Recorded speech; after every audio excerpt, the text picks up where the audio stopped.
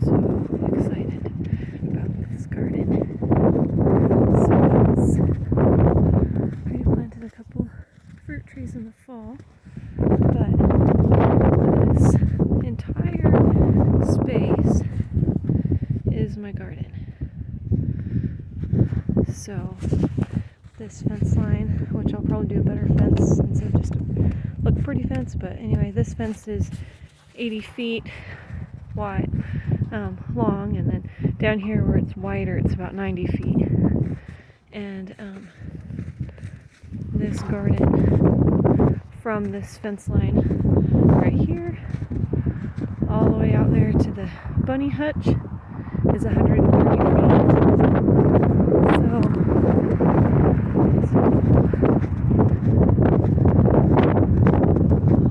Some trucks. Looks like cuties. Anyway, it's finally probably about freezing now instead of being cold. People don't realize New Mexico's so cold. But we have our winter storms too. We have snow about 7,000 feet above sea level.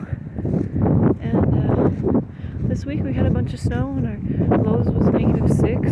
So it does get cold here too. Okay, so I got the bunnies over some grow beds right now. And this is going to be the orchard. The orchard, I have already a few things growing in the orchard. Not a lot, just a couple things. 3, 6, 7, 8 trees growing right now. This orchard is about 40 feet to my neighbor's fence from my fence. And then about the same, about another 130 feet all the way to that fence right there, which will be the end of the orchard. My property goes all the way to this road. But this will be such a nice garden to have a big, huge orchard where I have, these are standard sized trees, and I have 3 standard sized trees wide on this garden space. And I am going to put together a pig shelter. These pallets are hooked together like a cube. It fell over on its side with the wind and the storm, but as I'm sure you can guess, I'm just going to stand this cube up and then just finish it off. So I have a nice little pig structure, because I am planning to put braces around these trees that the pigs can't get to, so that all of my trees can be protected, and then let the pigs graze underneath the orchard and eat any fallen fruit or grasses and stuff like that. So I do plan to have the pigs right by the orchard for that reason. And then I'm excited just to have all this garden space. It's just so much. And I'm going to get my rain barrels all hooked up. I just haven't done that yet. But it will be such a nice space. So this will be fun. I get to start from nothing. There's only a couple things already here. These are my grow beds that I brought with me when we moved. And my rain barrels.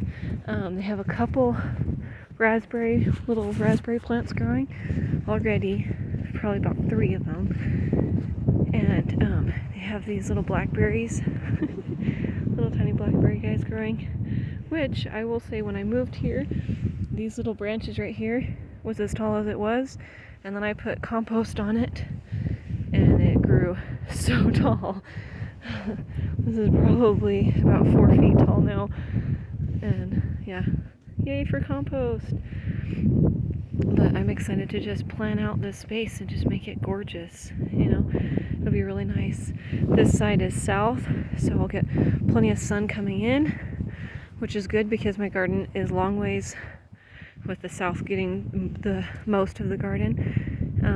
And got some pretty established trees around, but they're not going to shade the garden, which is good for most places in New Mexico where I'm at. The sun gets really intense, and your garden tends to do better if it is in some shade. Doesn't have to be completely shaded, but not having full sun is good. This is my little row of fruit trees that I planted. I hope they grow, because I think they'd be so pretty with this little fence and the fruit trees behind it for this garden space. So hopefully there'll be just some amazing things to see as we put together this garden in the later spring, summer time. I also have this patch of dirt that I brought with with me because it was my good compost. It's mostly buried, but it's a pretty good size. I'm going to say maybe a 10-foot square. You can't see all of it, but this is some good dirt.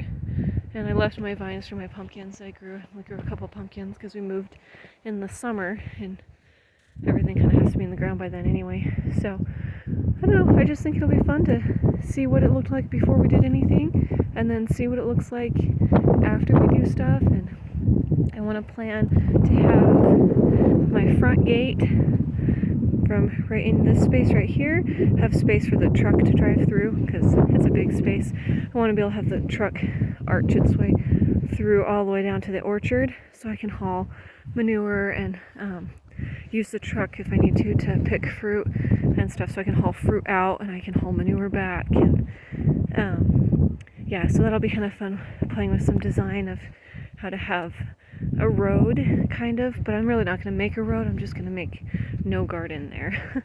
But it'll be kind of fun to design a beautiful garden from this giant space of nothing into something that's very beautiful. So, yay! It'll be fun. And growing stuff in the desert is legitimately no joke. It is very, very hard. This is a very rough, harsh climate with a lot of sun, a lot of wind. We're at 7,000 feet above sea level. It's really hard to grow things at that level too. It's a hard level for things, and storms are unpredictable. And we also have the temperature drops about 20 degrees every morning to every night, you know. And in the winter time, it's pretty chilly. And in the summertime, it's nice, but you still have to remember we drop 20 degrees even in the summertime. So when it's 80, it's about 60 at night. So that can be hard on the garden. Hello, my beauties. Those are the girls. This is Jack. Hey, Jack. He's my bud. These bunnies are so nice. We have done butchered meat bunnies, and we do them sometimes, but mostly these bunnies are going to be forever here just because of the one fact that their manure will fill up this grow bed, and their manure, hi sweeties, their manure is so good for the garden. Bunnies are a must keep. You should just always have bunnies if you're gardening, you know, and they're so cute and they're so quiet, and their poop just is magic for the plants. So bunnies are like a total must. But anyway, enough with those little cuties. It'll just be fun. So I hope you enjoy coming along for the ride of making this giant space into a lush, beautiful garden.